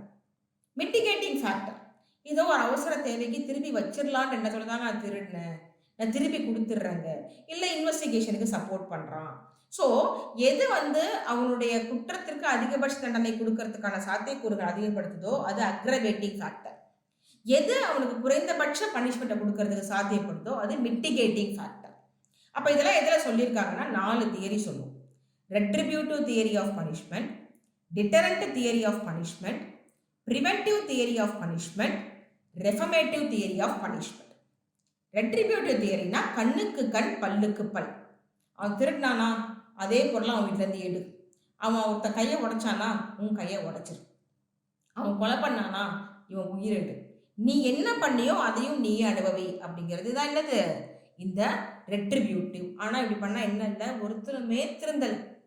ஏன்னா இது ஒரு பழிவாங்கும் நடவடிக்கையா போயிட்டு இருக்கு. அப்போ திருத்தறதுக்கான ஒரு சாத்தியக்கூறுகளே இல்லை, ஒரு சான்ஸே இல்லைன்னும் போது பனிஷ்மெண்ட் தேவையில்லை அப்படின்னும் போது அடுத்து வரதான் என்னது, டிட்டரண்ட் தியரி. இதுக்கு என்ன சொல்றாங்கன்னா, நீங்க கொடுக்குற தண்டனை குற்றம் செஞ்சவனுக்கும் ஒரு பயத்தை கொடுக்கணும், சொசைட்டிக்கும் ஒரு பயத்தை கொடுக்கணும். இந்த பாரு, நான் அவன் திருடினா அவனை கொண்டு போயிட்டு அவன் கையை உடச்சி உள்ள உட்கார வச்சுட்டாங்க, நான் திருடினாலும் எனக்கு இதே தண்டனை தான். அப்போ ஒரு பனிஷ்மெண்ட்டுங்கிறது 2 பேருக்கும் என்னவா இருக்கணும், பயத்தை கொடுக்கணும் அப்படிங்கிறாங்க. ஆனா இதுல என்ன ஒரு பிரச்சனைனா, எல்லாரையுமே ஈக்குவலா பாக்குறாங்க. அதனால என்ன பண்ணல, பயங்கிறது நமக்கு இல்லாம போகுது. ஸோ இது யாருமே ஒத்துக்கல. அடுத்து ப்ரிவென்டிவ், தடுக்கணும். தண்டனைங்கிறது என்ன பண்ணணும், அவனை ஃபர்தரா இந்த மாதிரி அஃபென்ஸ் பண்ணாம தடுக்கணும். அதுதான் ஜெயில கொண்டு போய் போடுறது. அப்ப ஜெயில எப்படி இருக்கணும், பிரிசனு, அவன் சிந்திச்சு தன்னை திருத்தி கொள்ற ஒரு இடமா இருக்கணும். அப்போ அங்கே என்னவா இல்லை, அதுக்கான சாத்தியக்கூறுகள் இல்லை. 10,000 ரூபாய் திருடிட்டு உள்ள போனவன் வெளியில வரும்போது எப்படி 10 லட்சம் ரூபாய் திருடலான்ற பிளானோட வெளில வர மாதிரி வரும். அதனால என்ன இருக்கு, ப்ரிவென்டிவ் தியரியுமே அங்க போயிடுது. அப்ப அடுத்து ரெஃபர்மேட்டிவ் தியரி, சீர்திருத்தக்கூடிய கோட்பாடுகள். அதனாலதான் பிரிசன்ல நிறைய ரெஃபர்மேட்டிவ் அப்ரோச் பார்ப்பாங்க. பிரிசன் ரிஃபார்ம்ங்கிறது அடிக்கடி இப்ப கூட நம்மளுடைய அரசாங்கம் அதுக்கான செயல்பாடுகள்ல இறங்கியிருக்கு. எப்படி வந்து சிறைச்சாலைகள்ல சீர்திருத்த நடவடிக்கைகளை கொண்டு வரலாம், சிறை கைதிகளுக்கு என்ன மாதிரி விஷயங்கள் எடுத்து சொன்னா திரும்ப அவங்க குற்ற செயல்கள் ஈடுபடாம இருப்பாங்கன்றதுக்கு நிறைய ரிசர்ச் போயிட்டு இருக்கு. அப்போ நம்ம ஃபாலோ பண்றது எதுன்னா ரெஃபர்மேட்டிவ் தியரி ஆஃப் பனிஷ்மெண்ட். பனிஷ்மெண்ட் எப்படி இருக்கணும், அவனை திருத்துற மாதிரி இருக்கும். மேலும் மேலும் அவன் என்ன பண்ணக்கூடாது, குற்றம் பண்ணக்கூடியவனா அவனை மாற்றக்கூடாது அப்படிங்கிறது. அப்போ நமக்கு என்ன மாதிரியான பனிஷ்மெண்ட் இருக்கு, ஐபிசிலையோ இல்லை பிஎன்எஸ்எஸ்லையோ அப்படின்னு பார்த்தோம்னா, அதிகபட்ச தண்டனை தூக்கு தண்டனை. இதுக்கு பேர் கேபிட்டல் பனிஷ்மெண்ட் இல்லை டெத் சென்டென்ஸ். ஸோ தூக்கு தண்டனை. அப்போ எல்லா குற்றங்களுக்கும் தூக்கு தண்டனையா அப்படின்னா கிடையாது. ஒரு சில குற்றங்களுக்கு மட்டும்தான் தூக்கு தண்டனை இருக்கும். அது ஃபார் எக்ஸாம்பிள் எல்லாருக்கும் தெரியும், கொலை. சினிமாவில் சொல்லி கொடுத்துருப்பாங்களே, இபிகோ 302 பிரிவின் படி தூக்கு தண்டனை விதிக்கிறேன். கொலை குற்றம் மட்டும் தூக்கு தண்டனை இல்லை. பொய் சாட்சி சொல்றது, என்ன மாதிரி பொய் சாட்சி, இந்த பொய் சாட்சி சொன்னா கண்டிப்பா தூக்கு தண்டனை கொடுத்துருவாங்கன்னு தெரிஞ்சு பொய் சாட்சி சொல்லி அந்த சாட்சியத்தின் அடிப்படையில் அவனை தூக்கில் போட்டாங்கன்னா, அதுக்கப்புறம் இவன் பொய் சாட்சி சொல்லியிருக்கான்னு தெரிய வந்துச்சுன்னா பொய்யான சாட்சி சொன்னவனுக்கும் தூக்கு தண்டனை தான். இது ஒரு ஒரு ஒரு குற்றம். அதே மாதிரி மரண தண்டனை விதிக்கக்கூடிய குற்றங்கள்ல இருக்கிற அந்த தடயங்கள் இருக்கு இல்லையா, எவிடன்ஸ்ன்னு சொல்லுவோமே, அதை அழிக்கிறது. இதுவும் என்னதுன்னா டெத் சென்டென்ஸ் கொடுக்குற குற்றம். ஸோ அதுக்கு அடுத்து வந்து அரசுக்கு எதிரான குற்றம், செடேஷன் சொல்லுவோம், அதுவும் மரண தண்டனை கொடுக்குறது. அஜ்மல் கசாப்கெல்லாம் கொடுத்தாங்க இல்லையா, அதெல்லாம் அதுவும் டெத் சென்டென்ஸ் கொடுக்கறது. அதுக்கு அடுத்து விட்டோம்னா இது நம்ம மர்டர் 302, பழைய 302, இப்போ நமக்கு வந்து 101, 102ல் இருக்கும் பிஎன்எஸ்ல. அதுக்கு அடுத்து பார்த்தோம்னா abetment of suicide of a child or unsoundness of mind person. அதாவது 18 வயசு கீழே இருக்க ஒரு குழந்தையோ இல்லை மனநல பாதிக்கப்பட்ட ஒரு நபரையோ தற்கொலைக்கு தூண்டி அவங்க தற்கொலை பண்ணிக்கிட்டாங்கன்னா அது டெத் சென்டென்ஸ் கொடுக்குற பனிஷ்மெண்ட். அடுத்து கூட்டு பாலியல் குற்றம், 12 வயசு கீழே இருக்க குழந்தைய வந்து கூட்டு பாலியல் பண்ணி கொலை பண்ணிடுறது, இது எல்லாமே டெத் சென்டென்ஸ் கொடுக்குற குற்றங்கள். அதே மாதிரி கூட்டுக்கொள்ளை அது பண்ணும்போது ஒருத்தங்களை சாகடிச்சிடுறாங்கன்னா அதுக்கும் டெத் சென்டென்ஸ். ஸோ அந்த மாதிரி சில குற்றங்கள் மட்டும்தான் டெத் சென்டென்ஸாக இருக்கும். எல்லா குற்றங்களுக்கும் டெத் சென்டென்ஸ் கொடுக்க மாட்டாங்க, தூக்கு தண்டனை கொடுக்க மாட்டாங்க. அதுவும் எடுத்தோடனே கொடுத்துட மாட்டாங்க. அதில் சில ப்ரொசீஜர்ஸ்லாம் இருக்குது. அது நான் அந்த செக்ஷன் வரும்போது சொல்கிறேன். இப்போ சொன்னால் உங்களுக்கு ரொம்ப டெக்னிக்கலாக இருக்கும். அடுத்து இம்ப்ரிசன்மெண்ட். ஸோ இம்ப்ரிசன்மெண்ட் அப்படிங்கிறது என்னென்னா டேர்ம், அதாவது லைஃப் ஆயுள் தண்டனை இல்லைன்னா சிறை தண்டனை 8 வருஷம் 10 வருஷம் அப்படிங்கிறது. அப்போ லைஃப் இம்ப்ரிசன்மெண்ட், ஆயுள் தண்டனைனா ஆயுள் தண்டனை தான், கடைசி வரைக்கும் உள்ள தான் இருக்கணும். அதுக்கப்புறம் தண்டனை குறைப்புங்கிறது அரசாங்கம் சம்மந்தப்பட்டது, அது நான் வரும்போது உங்களுக்கு சொல்கிறேன். 3வது சாலிட்டரி கன்ஃபைன்மெண்ட், தனிமை சிறை. ஜெயிலில் ஒழுங்காக இருக்க மாட்டேன்றாங்க, ஜெயிலில் கொடுக்குற கண்டிஷனை ஒழுங்காக ஃபாலோ பண்ண மாட்டேங்கிறாங்க, கூட இருக்கிறவங்க ரொம்ப தொல்லை பண்ணுறாங்க அப்படின்னும் போது அவங்க என்ன கொண்டு போய் போட்டுருவாங்க, தனிமை சிறையில் போட்டுருவாங்க. இது சாலிட்டரி கன்ஃபைன்மெண்ட். ஃபைன், அபராதம். ஃபோர்ஃபீச்சர் ஆஃப் ப்ராப்பர்ட்டி, அவங்க சொத்தை வந்து அரசுடைமையாக்குது. அப்போ இதெல்லாம் இருக்கு. இப்போ பிஎன்எஸ்ல பாரதிய நியாய சங்கீதால ஒரு புது பனிஷ்மெண்ட்டை உள்ள கொண்டு வராங்க. கம்யூனிட்டி சர்வீஸ், சமூக சேவை.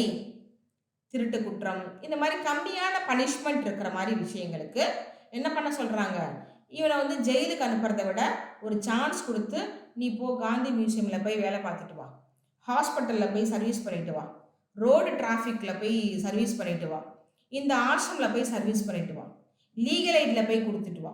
So community service. அப்போ இது வந்து புதுசாக இப்போ பிஎன்எஸ்ல இன்க்ளூட் ஆகிருக்கிற ஒரு பனிஷ்மெண்ட் செக்ஷன் 4. ஆனால் டெத் சென்டென்ஸ் இருக்குது, இம்ப்ரிசன்மெண்ட் ஃபார் லைஃப் இருக்குது, imprisonment for term, rigorous imprisonment, simple imprisonment. அதாவது கடுங்காவல் தண்டனை இல்லைன்னா காவல் தண்டனை. கடுங்காவல்னா ஜெயிலுக்குள்ளே வேலை பார்க்கணும், சிம்பிள்னா அப்படி இருக்காது. Forfeiture of property, fine and community service. இதுதான் நமக்கு சட்டத்தின் மூலமாக சொல்லப்பட்டிருக்கிற தண்டனை. நல்லம் பொய்னா செனே லெகே வந்துருச்சா, இதெல்லாம் தான் நமக்கு பனிஷ்மெண்ட் அப்படிங்க. சரியா? இப்போ ஐபிசிலேருந்தும் பிஎன்எஸ்லேருந்தும் என்னென்ன விஷயங்கள் வந்து இன்க்ளூட் ஆகிருக்கு. முன்னாடி 511 செக்ஷன்ஸ் இருந்துச்சு ஐபிசியில், இப்போ வெறும் 353 செக்ஷன்ஸ் தான் இருக்குது. சில விஷயங்களை ரிமூவ் பண்ணிட்டாங்க, சிலதை ஆட் பண்ணியிருக்காங்க, சிலது ரொம்ப வாஸ்டாக இருந்ததை சுருக்கி ஒரே செக்ஷனுக்குள்ளே கொண்டு வந்திருக்காங்க. ஸோ அந்த மாதிரி அதே மாதிரி offences against women and children அப்படின்னு தனியாகவே பிரிச்சுட்டாங்க. அஃபென்ஸ் அகெயின்ஸ்ட் ஹியூமன் பாடின்னு இருந்துச்சு, அது தனியாக 2ஆக பிரித்து offence against women and children, அதுக்கப்புறம் ஹியூமன் பாடின்றது கொடுத்துருக்காங்க. டெரரிசம் ஆக்டை டிஃபைன் பண்ணியிருக்காங்க, ஆர்கனைஸ்டு கிரைம்க்கு டெஃபினேஷன் கொடுத்துருக்காங்க, மாப் லிஞ்சிங்கிறத சொல்லியிருக்காங்க, ஸ்நாச்சிங் புது கிரைமாக கொண்டு வந்திருக்காங்க. ஸோ இதெல்லாம் நமக்கு சாப்டர் வைஸ் நமக்கு அங்கே இருக்கிறது. புது அஃபென்ஸ் என்ன இருக்குது அப்படின்னு பார்த்தோன்னா, நான் சொன்ன மாதிரி இந்த பனிஷ்மெண்ட் கம்யூனிட்டி சர்வீஸ் சொன்னேன் இல்லையா, கம்யூனிட்டி சர்வீஸ் வந்து புதுசாக இன்க்ளூட் பண்ணியிருக்காங்க. அதே மாதிரி இதில் பார்த்தீங்கன்னா எலக்ட்ரானிக் டாக்குமெண்ட் அப்படிங்கிறத, அதாவது மின்னணு ஆவணங்கள் அப்படிங்கிறத டிஃபைன் பண்ணியிருக்காங்க.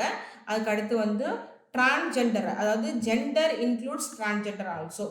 பாலினம் அப்படிங்கிறதுல இந்த 3ஆம் பாலினத்தாரையும் இப்போ ஆண் பெண் மட்டும் தான் எடுத்துக்கிட்டு இருந்தோம், அவங்க என்ன பண்ண டிரான்ஜெண்டரையும் எடுத்துக்க சொல்லியிருக்காங்க, அவங்களையும் உள்ளே கொண்டு வந்திருக்காங்க. ஸோ பனிஷ்மெண்ட்டில் கம்யூனிட்டி சர்வீஸ் ஆட் பண்ணியிருக்காங்க. அதுக்கடுத்து பார்த்திங்கன்னா இந்த 41, 43 அதாவது ப்ரைவேட் டிஃபென்ஸ் தற்காப்பு உரிமை, அதில் வந்து சில விஷயங்களை வந்து மாற்றிருக்காங்க. இது புதுசாக வந்திருக்கிற ஒரு section. Abetment outside India, India விட்டு வெளியில் எங்கேயோ இருந்து இந்தியாவுக்குள்ளே ஒரு அஃபென்ஸை வந்து பண்ணுறதுக்கு தூண்டுதல், இது பனிஷ் பண்ணியிருக்காங்க. புதுசாக பனிஷ்மெண்ட்டுக்குள்ளே கொண்டு வந்திருக்காங்க. அதே மாதிரி இது வந்து பனிஷ்மெண்ட்டை வந்து ஏற்றிருக்காங்க சில இடங்களில். இது புது அஃபென்ஸ், எல்லோ கலரில் போட்டிருக்கிறதுலாம் புது அஃபென்ஸு. அதாவது sexual intercourse by employing deceitful, உன்னை கல்யாணம் பண்ணிக்கிறேன், உனக்கு வேலை வாங்கி கொடுக்குறேன், உனக்கு ப்ரொமோஷன் வாங்கி கொடுக்குறேன்னு சொல்லி ஒரு பொண்ணை தப்பான விதத்தில் சொல்லி ஏமாத்திடுறது, அது இப்போது பனிஷ்மெண்ட் ஆக்கியிருக்காங்க. கேங் ரேப்புக்கு 18 வயசுக்கு உள்ளே இருக்கிற குழந்தைய கேங் ரேப் பண்ணும்போது டெத் சென்டென்ஸ் கொடுத்துருக்காங்க. 76, 77 என்னன்னா criminal force to disrobe woman and voyeurism. வாயரிசம்ங்கிறது என்னென்னா, ஒரு பொண்ணு வந்து ஒரு ப்ரைவேட் ஆக்டில் இன்வால்வ் ஆகிருக்கா, அப்போ என்னை யாரும் பார்க்க மாட்டாங்கன்ற தைரியத்தில் இருக்கும்போது அவளுக்கு தெரிஞ்சோ தெரியாமலோ ஃபோட்டோவோ வீடியோவோ எடுத்து எல்லாருக்கும் அனுப்புறது. இது முன்னாடி என்ன இருந்துச்சுன்னா, ஒரு பெண்ணுக்கு எதிராக ஒரு ஆண் மட்டும் தான் பண்ணுற மாதிரி இருந்துச்சு. இப்போ என்ன பண்ணிட்டாங்க, ஒரு பெண்ணுக்கு எதிராக ஒரு பெண் பண்ணால் கூட குற்றம் தான் அப்படின்னு அதை கொண்டு வந்துட்டாங்க. என்டைசிங், தூக்கிட்டு போகிறது, கணவனோட இதுலேருந்து ஒரு பொண்ணு தூக்கிட்டு போகிறது குற்றம். இது வந்து சைல்ட் டிராஃபிக்கிங்கே புதுசாக இன்ட்ரடியூஸ் பண்ணியிருக்காங்க. அதுக்கடுத்து நான் சொன்னேன் மாப் லிஞ்சிங், அதாவது கொலை தனியாக இருக்குது, மாப் லிஞ்சிங் தனியாக இருக்குது.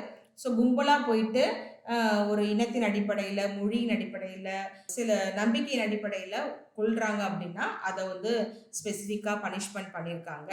ஸோ அதே மாதிரி இந்த நெக்லிஜென்ஸ் நான் சொன்னேன்ல, ஆக்சிடென்ட் பண்ணுறது, அதில் மெடிக்கல் நெக்லிஜென்ஸை ஓப்பனாகவே கொண்டு வந்துட்டாங்க. அதாவது மருத்துவத்துறையில் கவனக்குறைவாக இருக்கிறதுனால ஏற்படும் மரணங்களுக்கு மருத்துவர்களை இப்போது லைபிலிட்டிகளை கொண்டு வராங்க. 5 வருஷம் பனிஷ்மெண்ட் இப்போது இதில் கொடுத்துருக்காங்க, அவங்களுக்கு புதுசாக கொண்டு வந்திருக்காங்க. பழைய ஆக்டில் இது கிடையாது. அதே மாதிரி பார்த்தீங்கன்னா இந்த 106 நான் சொன்னேன் இல்லையா, இந்த டாக்டர்ஸ்குள்ள பனிஷ்மெண்ட் கொடுக்குறது. ஆர்கனைஸ்டு கிரைம் டிஃபைன் பண்ணி, இதுக்கு முன்னாடி வரைக்கும் ஆர்கனைஸ்டு கிரைம்க்கு டெஃபினேஷனே கிடையாது, இப்போ டிஃபைன் பண்ணியிருக்காங்க. டெரரிஸ்ட் ஆக்டை டிஃபைன் பண்ணியிருக்காங்க. ஸோ இது வந்து நமக்கு ஒரு பொண்ணை வந்து செக்ஷுவலி ஹராஸ் பண்ணும்பொழுது, ரேப் பண்ணும்பொழுது அந்த பொண்ணு வந்து ஒரு கோமா ஸ்டேஜில் படுத்த படுக்கை ஆயிட்டா, அவங்களால வந்து ஒண்ணுமே பண்ண முடியாத நிலைமைக்கு ஒருத்தவங்க கொண்டு போயிட்டாங்கன்னா, அவங்களுக்கான பனிஷ்மெண்ட்ட வந்து என்ன பண்றாங்க, இப்போ வந்து இன்கிரீஸ் பண்ணியிருக்காங்க. ஸோ இந்த மாதிரி அதே மாதிரி இது பார்த்தீங்கன்னா, ஒரு ஒரு அரசு அலுவலர் தன்னுடைய வேலை செய்ய வரும்பொழுது, அவர வந்து தடுத்து நிப்பாட்டி, "நீங்க வந்தீங்கன்னா நான் தற்கொலை பண்ணிக்குவேன்னு" சொல்லி மிரட்டுறது, இப்போ பனிஷ்மென்ட். ஸோ இதெல்லாம் நமக்கு வந்து நான் டீட்டெயில்டா போகும்பொழுது உங்களுக்கு சொல்றேன். இப்போ இது ஒரு ஓவரால் வியூ தான் நான் உங்களுக்கு இது குடுக்குறேன். சரியா? அப்ப இதுதான் நமக்கு என்னது? ஸ்நாட்சிங் சொன்னேன் இல்லையா? என்ன ஸ்நாட்சிங்கா வேண்டா இருக்கலாம். ஸோ இதெல்லாம் வந்து நமக்கு புதுசா இன்வால்வ் ஆயிருக்கிறது.